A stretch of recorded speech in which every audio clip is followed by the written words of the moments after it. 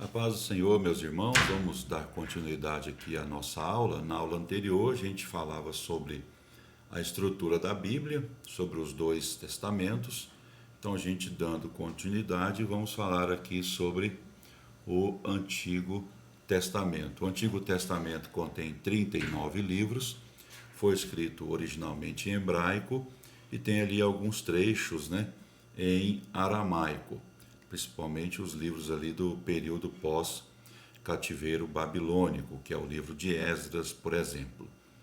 Então, o Antigo Testamento tem 39 livros, está dividido em 4 grupos. O primeiro grupo é o grupo chamado Pentateuco, ou os livros da lei, que são 5: Gênesis, Êxodo, Levítico, Números e Deuteronômio.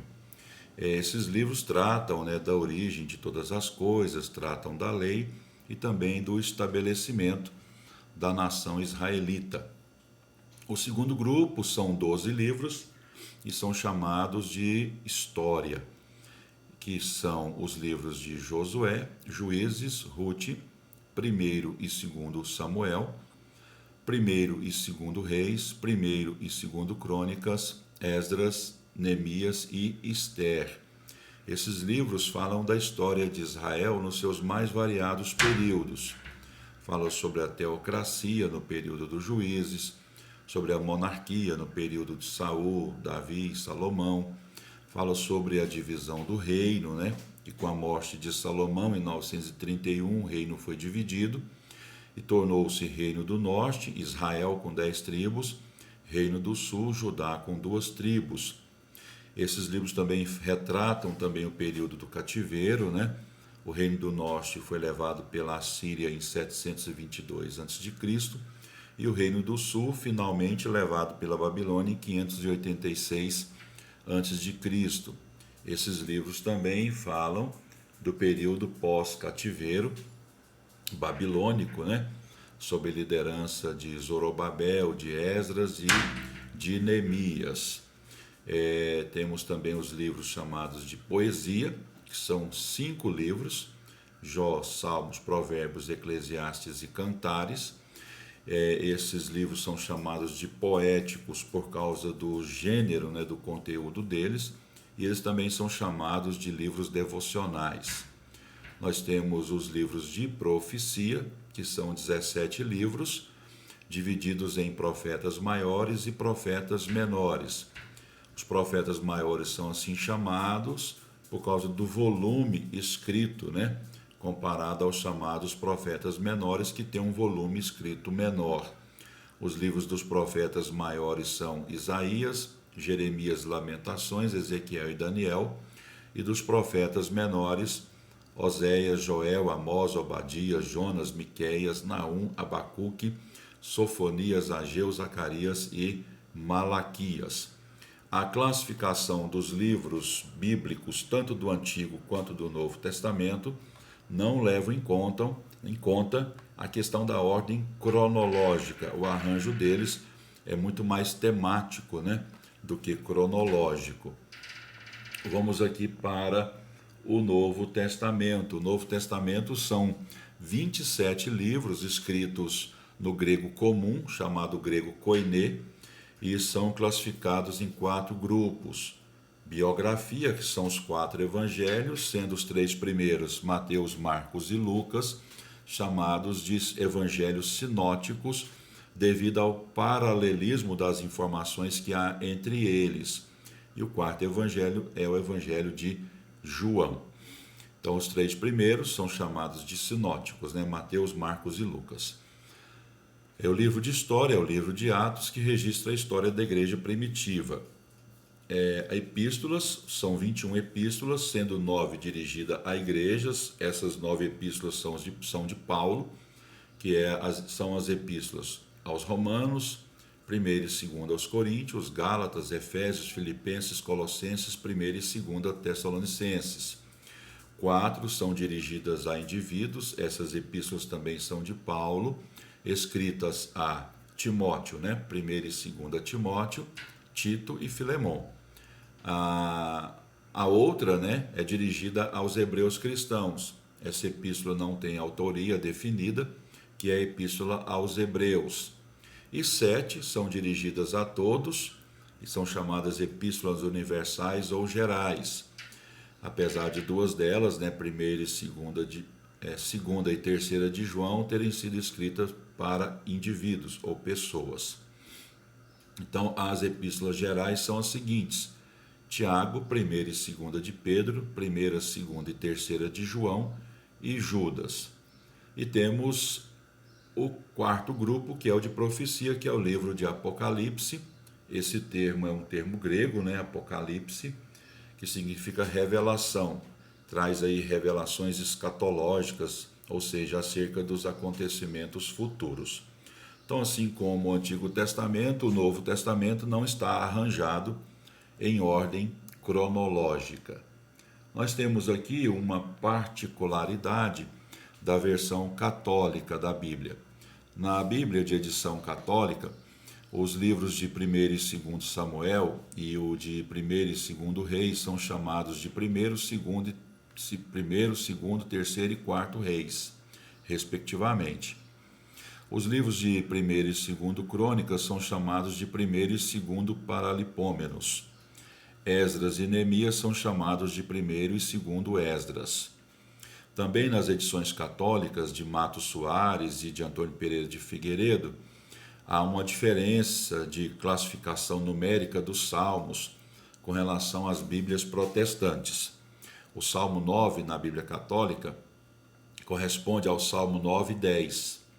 O 10 corresponde ao 11 e assim sucessivamente até chegar aos Salmos 146 e 147, que corresponde ao Salmo 147 da Bíblia Protestante.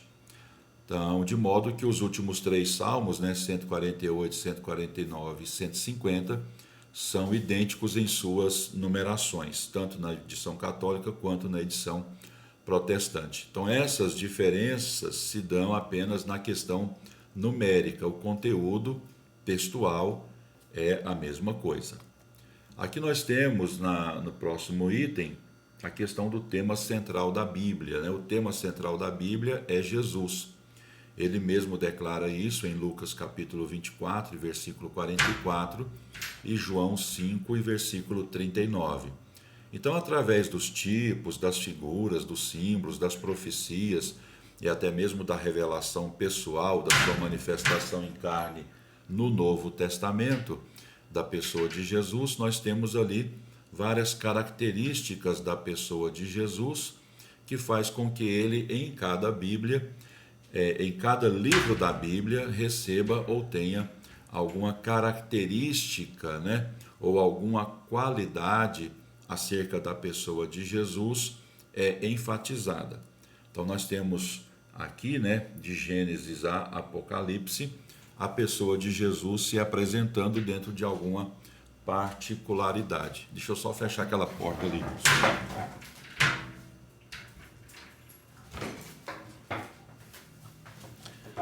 Desculpa aí, senão a porta ia acabar quebrando, né? Porta de blindex. Então vamos lá.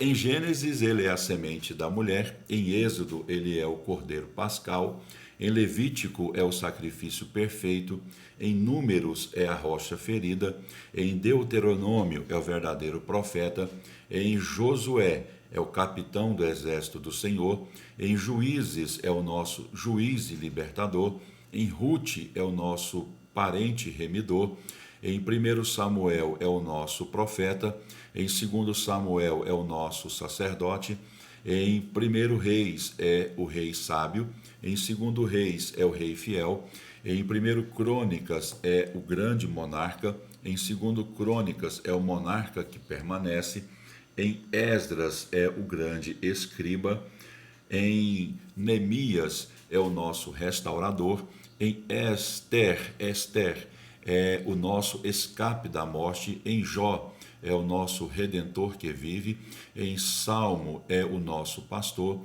em Provérbios é a sabedoria de Deus, Em Eclesiastes é a nossa vida completa. Em Cantares é o amado de nossa alma. Em Isaías é o Messias prometido. Em Jeremias é o renovo da justiça. Em Lamentações é aquele que chora por nós. Em Ezequiel é o renovo principal. Em Daniel é o quarto homem na fornalha. Em Oséias é o marido fiel. Em Joel é o nosso batizador. Em Amós é o divino lavrador. Em Obadias é o nosso Salvador, em Jonas é o grande missionário, em Miqueias é o libertador divino, em Naum Jesus é o juiz das nações, em Abacuque é o Deus da nossa salvação, em Sofonias é o Senhor zeloso, em Ageu Jesus é o desejado das nações, em Zacarias é o renovo da justiça, em Malaquias é o sol da justiça, em Mateus é o rei dos judeus, em Marcos é o servo de Deus, em Lucas Jesus é o filho do homem, em João Jesus é o filho de Deus, em Atos é o Senhor ressurreto, em Romanos é aquele que nos faz mais do que vencedores, em 1 Coríntios é o Senhor das nossas vidas, em 2 Coríntios é o nosso conforto, em Gálatas é o libertador do jugo da lei, em Efésios é aquele que cumpre tudo em todos, em Filipenses é o modelo de humildade, em Colossenses é a plenitude de Deus, em 1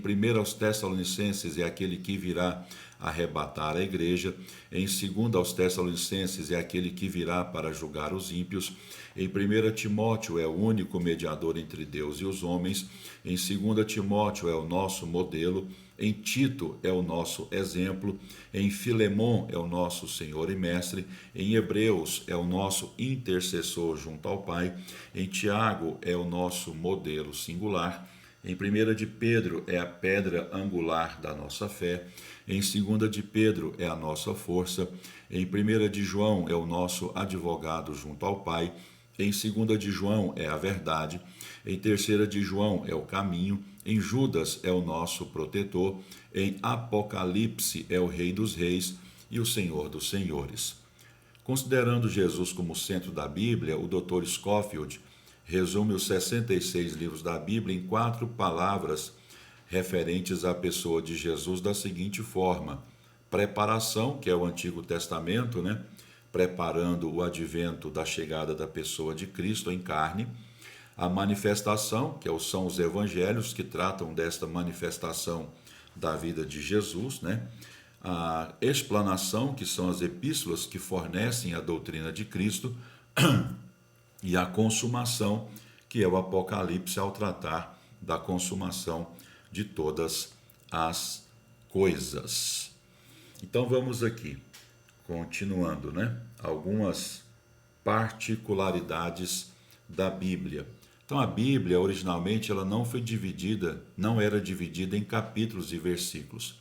Isso aconteceu, né, a divisão por capítulos em 1250 pelo cardeal Hugo de Sancher, que era um abade dominicano, e a divisão em versículos se deu em 2 etapas: o Antigo Testamento em 1445 pelo Rabi Natan e o Novo Testamento em 1551 por Robert Stevens, que era um impressor de Paris.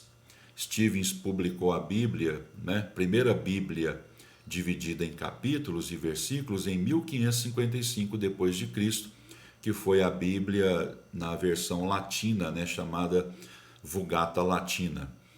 O Antigo Testamento tem, de acordo com essa divisão, né, feita no século final do século, metade ali do século XV e metade também ali do século XVI, tem 929 capítulos, 23.214 versículos, o Antigo Testamento, né?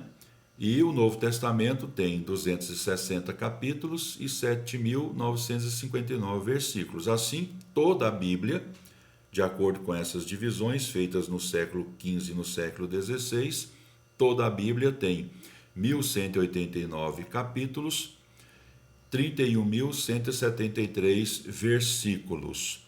E a Bíblia, né, foi o primeiro livro a ter sido impresso no mundo em 1452 em Mainz, na Alemanha.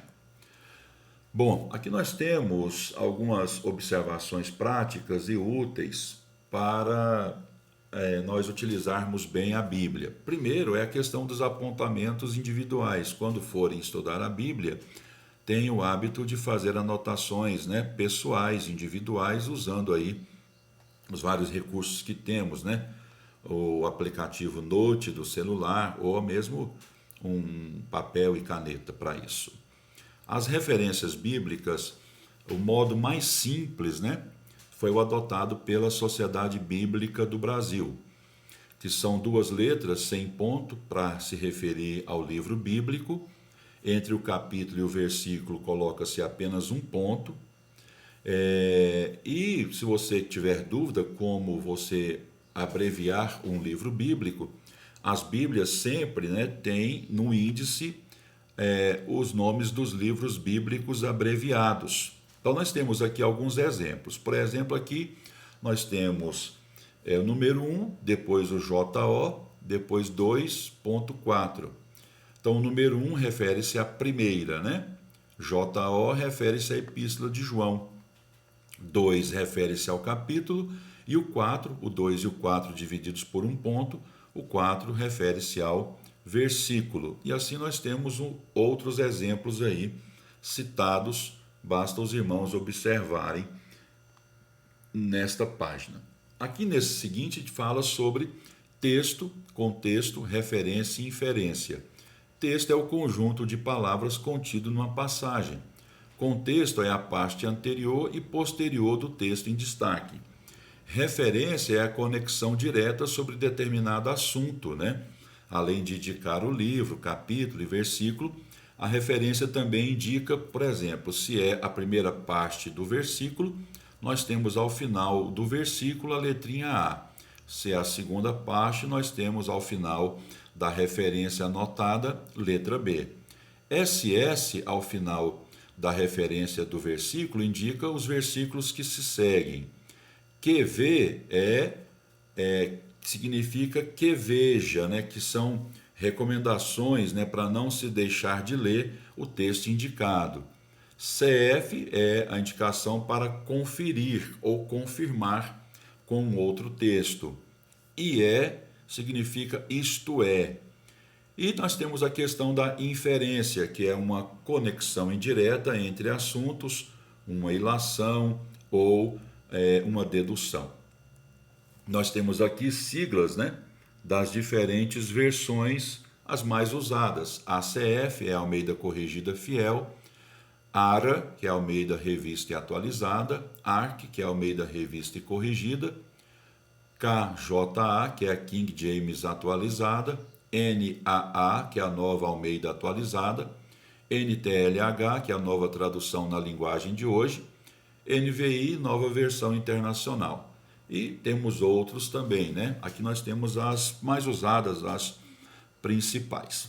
A aula ficou um pouquinho extensa, mas é porque na próxima aula a gente já quer começar o ponto 3, que é a Bíblia como a Palavra de Deus.